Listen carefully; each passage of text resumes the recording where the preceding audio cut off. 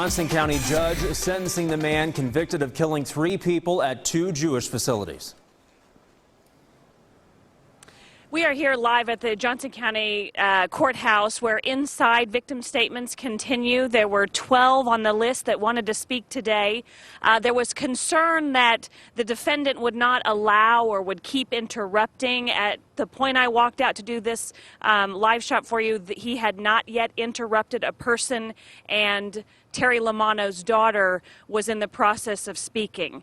The judge had said earlier today that he would give Frazier Glenn Miller 1 hour after victim statements in order to speak. One of the first to speak was Lucas Lozen. He is the brother of Reet Underwood, the youngest victim of these 3 killed on that day in April 2014. He has been waiting for this day, his mom told me, since the moment this tragedy happened, and he got his chance today. I started 6th grade with my brother, who was starting the first year of high school, and I ended the year without him.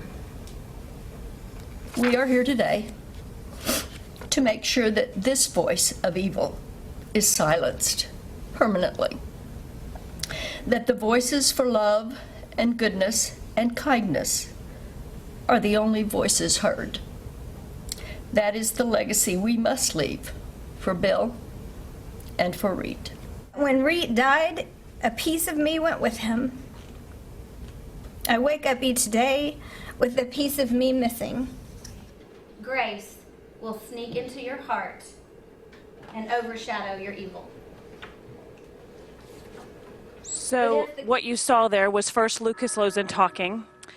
He spoke he had 1 page of note that his English teacher had helped him to finalize and write concisely. Then you heard from Melinda Corcoran, the wife of Bill Corcoran, the grandfather that was killed. She listed all of their grandkids and what they will now miss from their grandpa.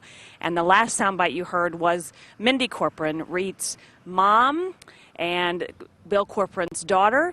And she read the Apostles' Creed today in court as part of her victim statement. And then we put that video on the end to show you that the defendant, Frazier Glenn Cross, did not interrupt.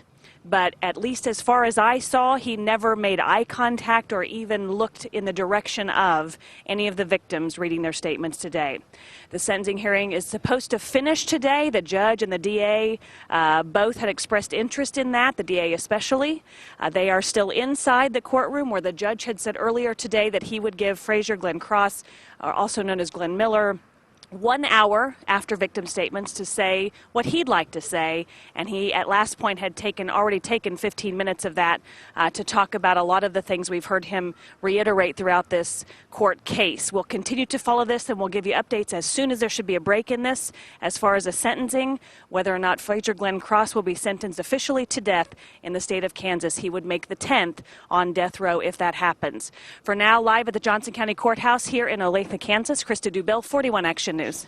All right, thank you, Krista. Here's another look now at the victims in this case. William Corcoran and his grandson, Reet Underwood, were killed at the Jewish Community Center in April 2014 by Frazier Glenn Cross. They were there so Reet could try out for a singing competition.